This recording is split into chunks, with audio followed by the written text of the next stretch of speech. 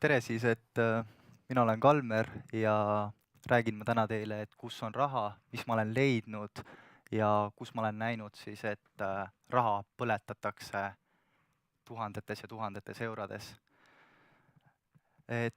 Kõigepealt ma räägin natuke endast, et kõik minu eelkäijad siin on palju tuntuvad tegelased, olen töötanud Äripäevas 3 aastat, olen aidanud turule tuua 2 võimast ajakirja, Imeline teadus, Imeline ajalugu, ja samuti ka on hästi palju, ligi 200-300 ürituse sihtrühmade leidmise siis ajalugu ka selja taga, et kõik see on tehtud külmadest baasidest ja samuti ka loomulikult kampaaniatel mingisugused ideed juurde käinud siis. Nii, tänased teemad, mis mul on, et ma tutvustan natuke, mida Mailbow plaanib, mis on meie tulevik, samuti tahan ma rääkida, kuidas ma teid üldse kõiki saan aidata, antud momendil siis kõiki kliente, kes juba kasutavad Mailbow'd, loomulikult on ka kõik teised kliendid või tulevased kliendid siis oodatud, ja lõppude lõpuks siis me teeme ka selgeks, et kuidas me seda kõike teeme, näitame teile siis. Loomulikult on see kliki abiga. Nii. Esimeseks pildiks valisin ma Mac ronimise, see inspireeris mind. Miks nii?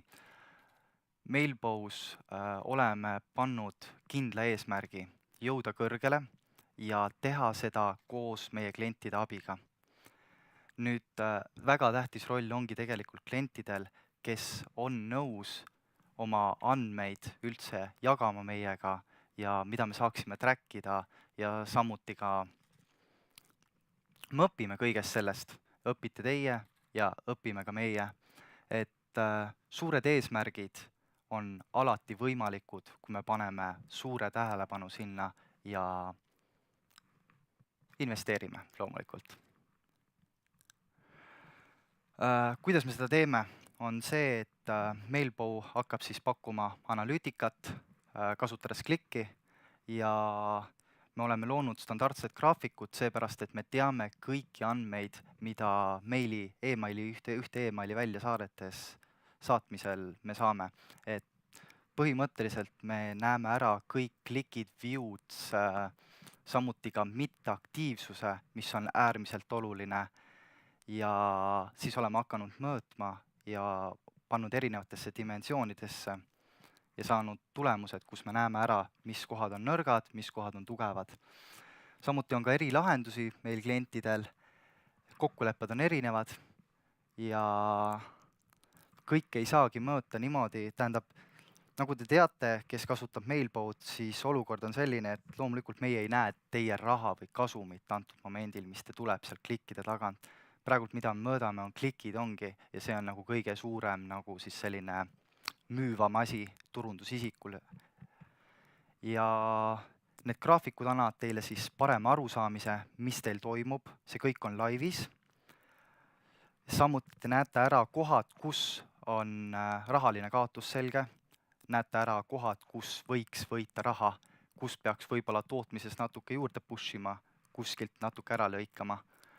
Ja lõppude lõpuks loomulikult ka insights, et põhimõtteliselt te suudate ise juba hakata nägema, mis teil toimub ja suudate ära ennetada mõned viletsamad otsused ja teha siis paremad kaalutud otsused.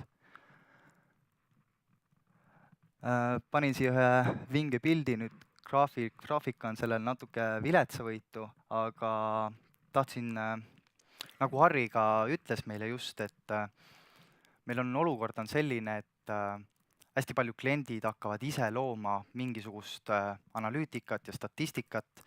Kõik on väga õige, üldsegi ei hoia teid tagasi, tehke, aga pahandused tekivad see, et mida jälgitakse. Et tihtipeale võetaksegi ainult need klikid, vaatamised, konversioonid, kus teenitakse raha ja jäetakse kõik muu jäetakse selja taha, kus tegelikult on läinud kaduma raha. Ja see ei ole üldsegi hea. Et kuskil 3 aastat tagasi ütles Brian Massey, et kõige paremad turundajad tegelikult tulevikus ei ole need, kes loovad häid ideid või pakuvad mingisugust väga head lahendust. Loomulikult see kõik on hea, kõik on meeletult hea, aga kõige tähtsam on ikkagi see, et nad suudavad piisavalt ülevaatlikult leida just need nõrgad punktid ja tugevad punktid oma äris emaili turunduses üles. Ja mida me kavatseme siis näidata? Loomulikult kliendid, kes on teist reaalselt huvitatud, et meil kõigil on suur kliendibaas, meeletult suur, mingisugune osa läheb ühte turunduskanali kaudu läheb müüki ja samuti müüakse ka läbi e-mailinduse, televiisorid, raadiod, kõik, mis vähegi ei ole, aga me peame jälgima kliente, kes kuidas vastu võtavad e-maile, et me ei tohi neid nagu üle koormata oma postitamistega ja see on väga-väga paha, sest et lõppude lõpuks me jõuame olukorda, kus meie kliendid hakkavad lihtsalt ära kukkuma. Keegi ei suuda seda seletada, öeldakse, et ahah, mingisugune osa kliente ei saa enam meile kätte, äkki on blacklistitud, otse ei saa öelda, see on natuke vale, sinna jõuan ka ühe graafikuga, siis ma räägin teile puust ja punasest selgeks, mis tegelikult on juhtunud. Samuti me suudame ära näidata, kui suur on voolavus, ehk et kas reaalselt see sihtgrupp, kuhu te siis postitate oma pakkumisi, kas on tõusev või langev, kas see seltskond üldse hindab teie tööd või pigem mitte. Just, vaatame ka seda, et kus toimuvad klikid, kui kaua on reaktsiooni aeg, mida me peame tegema, et seda reaktsiooni aega tõsta. Meil võib-olla 2 head näidet on sellest, et meil on üks klient, kes saatis välja pakkumise, kus oli hästi kiirelt reageeriti. Esimene klikk, mis tuli klientidelt, oli circa 16-17 sekundit, ehk et põhimõtteliselt tuleb meil, tehakse lahti, vajutatakse peale, jõutakse sinna, kuhu te tahate, et teie klient jõuaks. Jällegi teine kiri oli selline, et vaatasime, et klikk tehti, ostu ei tulnud, mis toimub nagu.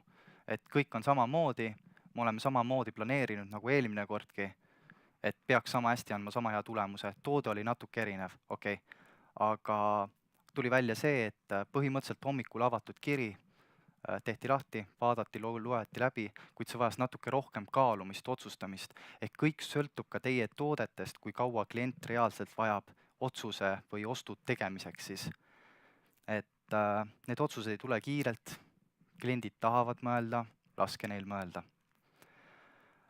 Nüüd tähtis punkt on ka see, et me räägime mitteaktiivsusest ja kuidas me hoiame kliente, et nad huvi ära ei kaotaks meie jaoks. Väga tähtis on, et me hoiame tooted puhtana ja võimalikult nagu selgelt kliendini oleme viinud selle. Ja loomulikult me näitame ka ära, kus siis kukub müük ja kus me saame müüki jälle tõsta.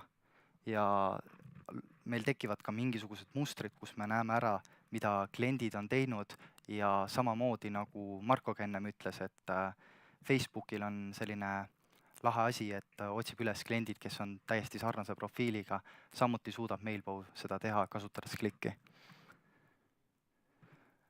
Et need otsused ja meie suunad ei oleks segaduses, siis oleme teinud mingisugused standardsed vaated ära ja suuname teid alati õigele poole, et ei tuleks suuri kaotusi meil kõigil. Olukorrad, kas keegi võib käega märku anda, palju teist tavaliselt teeb 2 postitust, plaan A ja plaan B? Üldiselt. Või tehakse 1 postitus tehakse?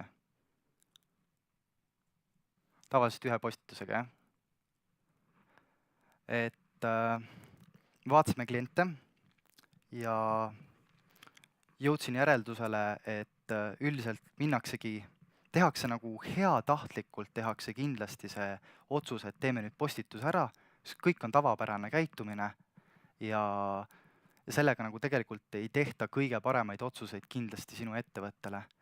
Et kindlasti on need head ja õilsad eesmärgid, aga kui analüütika on taga ja sa jälgid reaalset protsessi, kus sinu müük toimub kõige rohkem, siis sa võid muuta seda ja võid kahekordistada oma emaili kasumit. Näiteks võtsin siis 2 ettevõtet, kuna konfidentsiaalseadus keelab mul täpsemalt rääkida, millised ettevõtted need on, siis kirjeldan nad lihtsalt ära, et ettevõte A on selline, kus meil on eraisikud on mõlemas ettevõttes, et pigem ongi siis sellised tavakasutajatele saadetakse, et ei ole business to business, vaid business to client. Ettevõttel A-l on tooted sarnased, seeriad on erinevad, ettevõtte B-l on väga lai toodete grupp. Ettevõte A on jällegi lojaalsete klientidega, ehk et kliendid on lojaalsed. Ja ettevõtte B-s on siis põhimõtteliselt nii, et pead ainult häid pakkumisi saatma, kliendid on ainult huvitatud sinu toodetest ja sinu sooduspakkumistest. Mõlemad postitajad teevad suhteliselt sagedaselt oma postitusi ja kas see on üldse hea nende jaoks. Kohe me näeme seda. Näited on sellised, et 4 kuu jooksul saadeti välja ettevõtte A poolt kuskil 2,6 miljonit kirja, ettevõtte B poolt ligi 4 miljonit kirja, kust mõlemad siis circa 85–89% kirjadest mitte kunagi ei avatud. Põhimõtteliselt tulistati vastu taevast. Me kõik teame seda olukorda, kus meie kliendid ei ava meie kirja. Loomulikult mõned üksikud uudiskirjad või siis müügipakkumised, mis saadeti välja, lõid läbi, väga hea, aga üldpilt on tegelikult vägagi kurb. Sest et keegi ei taha saada alla 3% klikke. 5% võiks olla see koht, kus me teenime midagi. Nüüd siin näitamegi täpsemalt ära, et see punane joon siis tähendab see, mis on mitteaktiivsus, sinine joon on see, kui palju kliente oli aktiivsed ja K ütleb ära, et tegu on tuhandetega, et siin klient saatis september 2015 välja 500 000 kirja või tähendab 600 000 kirja ligikaudu, kust 500 000 läks siis vastu taevast. Et mõlemad kliendid, mõlemad kasutajad, postitajad, neil on erinev kliendibaas, mõlemal on umbes sarnane tulemus tegelikult, üks postitab rohkem, teine postitab vähem. Idee poolest võitis ettevõtte A, kes postitas palju vähem. Et kuidas siis jõuda meie klientideni nii, et nad meid ka kuuleks või näeks? Selle jaoks on vaja hakata jälgima, kuidas kliendid meisse suhtuvad loomulikult, kuidas meie bränd on, kuidas nad meid näevad. Raimond ka ütles väga hästi, sisu on kõige tähtsam. Põhimõtteliselt ongi sisu kõige tähtsam ja meie pakkumine, mis tuleb koos meie sisuga loomulikult. Ja me tahame, et meie kliendid kuuleksid meid, mitte me oleks hädas ja kõrvaklapid oleks neil peas. Siis joonistasime välja ühe hästi huvitava mustri, et allpool ma kahjuks ei saanud kõike näidata siin, et on erinevad sihtgrupid ja kõrvale oleme pannud siis erinevad tooted, et mis need värvilised jooned on. Ja see põhimõtteliselt on ranking tabel, ehk et mida kõrgemale see jõuab, seda populaarsem see sellele sihtrühmale on. Seda annab nüüd teha nii sihtrühmapõhiselt kui ka individuaalselt iga kliendi põhiselt. Ehk et kui me teeksime seda iga kliendi põhiselt, siis me näeksime ära ja suudaksime luua uued sihtgrupid selle pealt, kellele reaalselt saaks ka pakkuda neid pakkumisi. Üldjuhul on nii, et saadetakse välja nimekiri, see on puhas näide, mail.ee postituse saajad, hot.ee postituse saajad. See ei ole mitte mingisugune personaliseerimine või liigendamine.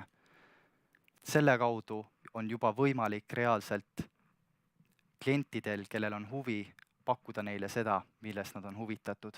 See on siis mõõdetud nii klikkide poole pealt, kui ka müük on taga.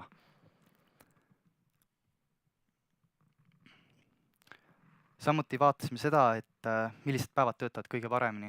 üldjuhul on see, et kas postitad ikka esmaspäeval, teisipäeval või äkki kolmapäev on kõige parem päev. Et minu jaoks tundusid kõige paremad päevad esmaspäev ja kolmapäev, teisipäev klient B puhul ja klient A puhul esmaspäev ja kolmapäev. Et konversiooniga on see tehtud ja kus siis reaalselt kõige parema tulemuse andis, isegi kui see oli niivõrd nõrk kui 3%. Et see pilt kirjeldab siis seda olukorda, kus saadetakse pakkumine kõigile. Meil on kliente, kes postitavad iga päev kõigile, iga päev. Minu jaoks on see väga hirmus, sest et samane graafik, mis näitas, et 80% kirjadest jookseb vastu taevast, et idee poolest on olukord ka selline, et mida rohkem sa postitad sinna tühja kohta, seda suurem tõenäosus, et need kliendid, kes reaalselt ka sinu uudiskirja ootavad, tahavad kätte saada, nad seda lõpuks ei hakka saama. Google mootorid ja teised email mootorid on piisavalt targad juba, et nemad samuti vaatavad kliente või siis lugejaid, kes on sarnase profiiliga ja kui need 10-6 isikut ei loe juba sinu emaili ja sina unustad nüüd 2 korda lugeda oma emaili, siis on juba kõõga. Põhimõtteliselt võib see klient ka lõpetada saada, ei pruugi enam sinu emaili kätte saada õigel ajal õiges kohas. Et ärge postitage üle, segmenteerige ja personaliseerige kirju. Seda kõike on ka võimalik teha automatiseeritud kujul, paari klikiga täiesti. Ei olnud ainult halba, mida me klientide juurest leidsime. Loomulikult on ka olukordasid, kus on tehtud väga hea müük. Et nagu te siin pildil näete, on mul olemas views, unique views, clicks ja unique clicks. Ehk põhimõtteliselt tehti ühe korra klikk ja on kliendid, kes põhimõtteliselt iga teine klient tuli teist korda veel lugema. Kas tegi teise kliki, 3. kliki, 4. kliki, 5. kliki, mida iganes, läks hästi läbi ja selliseid olukordasid klikiga jälgida ja Mailpose on meeletult hea. Sa kohe näed ära, miks eristusid ja kus sa peaksid uuesti seda kasutama.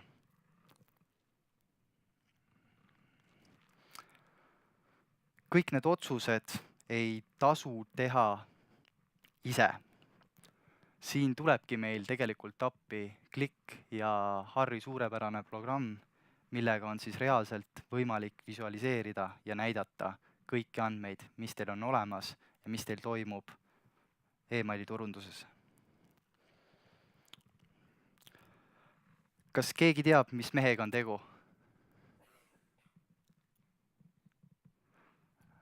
Tegu on Robert De Niroga filmis Deer Hunter, põletab seal ja tahangi rääkida sellest, kuidas me põletame raha. Ja et meil on, nagu mainisingi, et ongi hästi palju heatahtlikuid ja tavapäraseid otsuseid tehakse tänapäeval, mis ei ole tõesti väga head otsused. Et sellega tehakse tegelikult kõige suurem apsakas, et ei ole mingisugust analüütikat sinu meiliturunduse taga ja sa kaotad ja põletad lihtsalt raha päevas. Mida veel tehakse, on see, et fokusseeritakse ühele kampaaniale ja ühele konkreetsele tootele kampaania raames siis ja tihtipeale ka ei nähta, et on selline võimalus nagu teist toodet juurde pakkuda või müüa, et see tegelikult võiks tõsta teie kasumit meeletult, 10 000 eurosid võiks tõsta.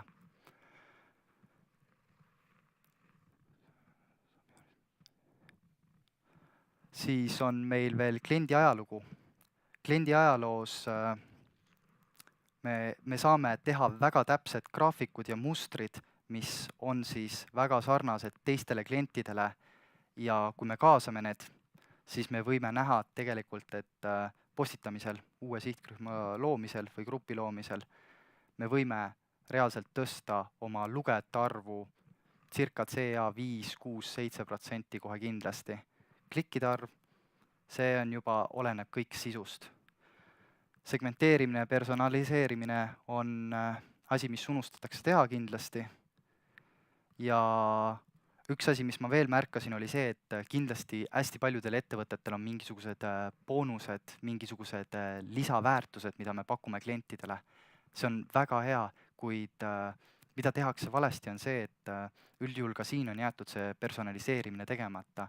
Et kui meil on olemas klient, siis ta tasub nagu süvitsi läbi uurida.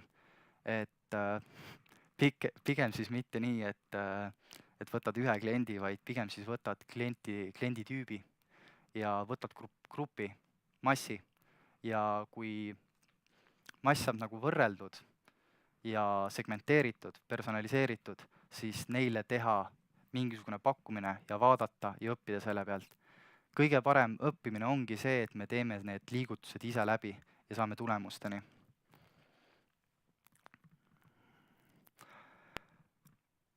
Üks minu lemmikuid graafikuid, miks ta on seepärast, et kliendil on huvitav müügistruktuur. Nüüd minu kätt paremat poole jääb nagu praegune aeg ja see on minevik, vasakut kätt. Ehk et põhimõtteliselt on nii, et me näeme, et 4 kuud tagasi kuskil toimus väga hea müük ja pärast seda on natuke allapoole käinud. Ja kui te näete, siis on 2 sellist lillat torni. Nüüd üks on teisest madalam, see lõpupoolne siis 2016 5. nädal. Et klient tegi suure vea sellega, et ta pani 2 sarnast tüübiga, sarnase tootegrupiga siis toodet müüki järjest. Põletas raha, siin jäi ligi 10 000 eurot saamata ja mida ma nüüd teile näitan, on võib-olla midagi veel uhkemat ja lahedamat.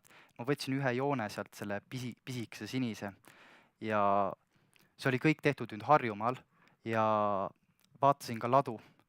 Ladu näitas seda, et 2015 viik 53, viik 44, et kus need madalamad punktid on, et laost olid raamatud, mis olid siis sinist sorti, tootegrupp oli otsas.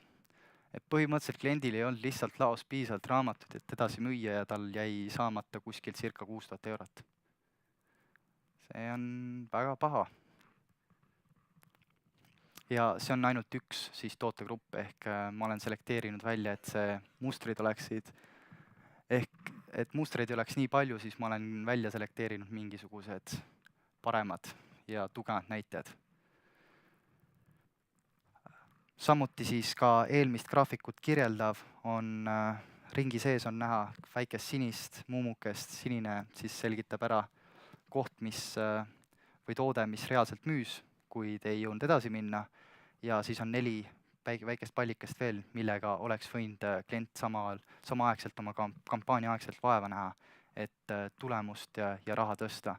Ärme keskendu ainult ühele tootele, keskendume kõikidele korraga ja kui me peaksime investeerima kuhugi, siis väga tähtis on, et investeeritakse pigem mitmesse erinevasse kohta väikestes summades.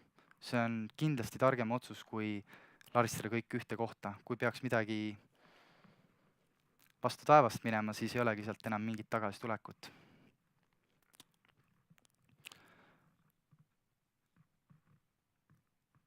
Just, et toodame õiges koguses varustust, mida tahame müüa. Ärme üle tooda, loomulikult on hea, kui on varu olemas, kuid kui meil on hea analüütika on taga, me teame täpselt, me suudame ette ennustada ligikaudselt, kui palju meie müük võib olla. Ja samuti siis jälle tähelepanek, et teiste toodete pealt annab täiesti sama palju kokku teenida samaaegselt, kui teil kampaania käib veel endiselt. Kuidas siis meie Mailbows äkki nii targaks saime, oli see, et me otsustasime kasutada klikki ja võtsime kõik andmed, mis vähegi võimalik emaili saatmisel me saame, panna graafikutesse, võrrelda neid omavahel, võrrelda raha sinna juurde, tooted juurde, kliendigrupid juurde, kõik, mis vähegi võimalik pähe tuleb, joonistasime kuskil ligikaudu 60-70 graafikut, neist selekteerisime 30 paremat ja lihtsamini arusaamavat graafikut välja ja tulemused olid väga head. Kuidas me siis seda kõike teeme, on see, et me loeme kõiki olemasolevaid andmeid, mis me saime, töötasime need läbi vastavalt kliendi standarditele. Samuti on kõik graafikud, nagu mainisin, ka on laivis, ehk et miskit ei jää 2 silma vahele. Ma olen joonistanud ka graafiku, kus 30 minuti tagant näeme mingisugust siis muudatust klientide käitumises või meie müügis siis. Ja loomulikult on ka meil kliente, kes tahavad mingisuguseid erilahendusi, eri vajadustega. Et kõik on olemas, täiesti võimalik. Ja siin viimased graafikud, mis ma tahtsin näidata, on siis kliendi profiil, hästi kirju, hästi huvitav. Ehitasime edetabeli kliendile, kus me näitame ära, palju on kliendi pealt üldse raha teenitud, millised on tema reaalsed kuldkliendid. Kujutage ette, et see tegelikult esimesel kohal ei olnud kuldklient, see oli hõbeklient. Et oli pronks, hõbe, kuld. Et hästi, loomulikult tema selle aasta ost ei olnud nii hea, et see heleroheline siin tegelikult märgib selle aasta ostu, et klient on tegutsenud väga pikka aega.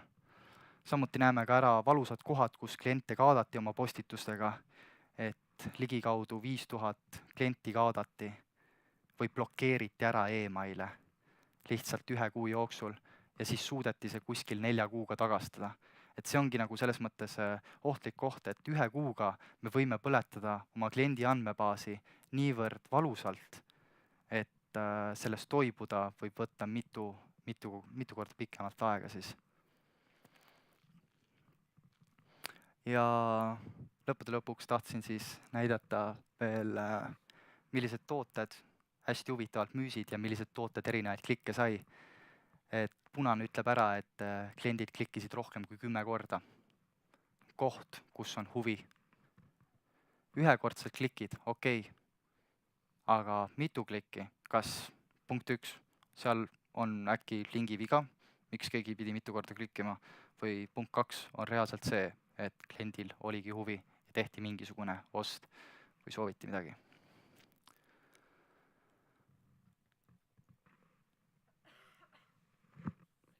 Sellega on mul kõik. Kas meil on küsimusi? Sest et tegelikult Kalmeri kõige sisulisem sõnum oleks turunduslikult kokkuvõttes üks. Klient maksis 4000 eurot ja selle läbi võidab iga kuu 4000 eurot. Iga kuu? Iga kuu. Jätkuvalt. Et see oli nagu selle pika jutu lühika kokkuvõte. Et aga jää sulle. Aitäh! Ja sinu väike meine ka sulle, et pingutuse eest. Aitäh!